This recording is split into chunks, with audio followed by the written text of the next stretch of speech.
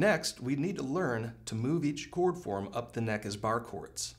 Starting with the C chord, if we move the entire shape up 1 fret, we have a C sharp chord.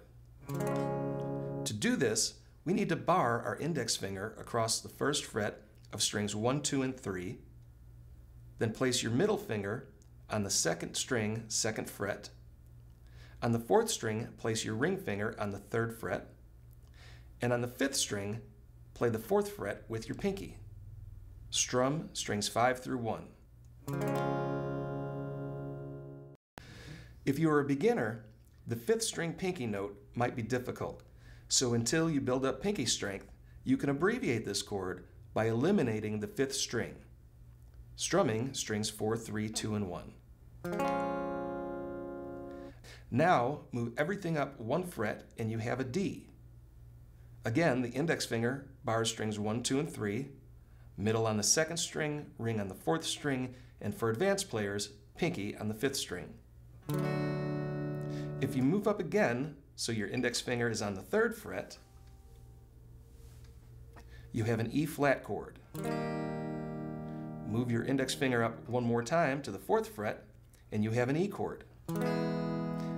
Every fret changes to the next chord in the musical alphabet. Here's the movable C chord with a tempo.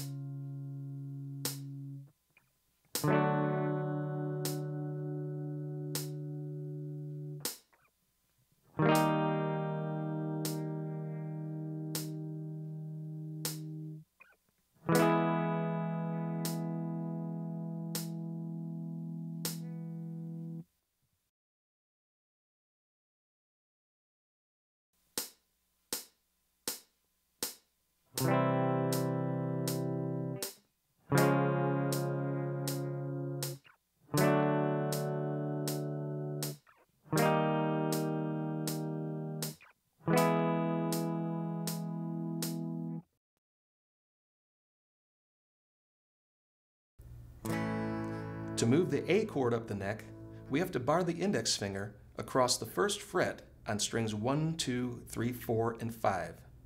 Next, place your pinky on the 2nd string, 3rd fret, ring finger on the 3rd string, 3rd fret, and middle finger on the 4th string, 3rd fret. Now, strum strings 5 through 1. If this fingering is comfortable for you, continue to move this chord shape up the neck. Having taught guitar for over 20 years, I can tell you this is a very difficult chord to play. Instead of barring from strings 1 through 5, you can eliminate the 1st string note, and this allows you to simply hold the 5th string with your index finger and move that shape up the neck. Another way to cheat at this chord is to bar your ring finger across strings 2, 3, and 4. So with your index finger on the 5th string, 1st fret, bar your ring finger across the 3rd fret on strings 2, 3, and 4. Strum strings 5 through 2, then move up to the 2nd fret, 3rd fret, and on. Okay, so now you have 3 options for playing the A form bar chord: the traditional index finger bar chord, eliminating the index finger bar and strumming strings 5 through 2, or using the ring finger to bar strings 2, 3, and 4. Use whichever shape works best for you throughout this video.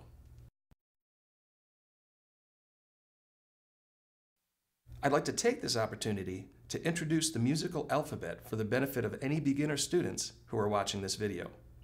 Starting with the open A, move up to the 1st fret position, and we have an A sharp. All sharp notes have 2 names, so the A sharp chord is also the B flat chord.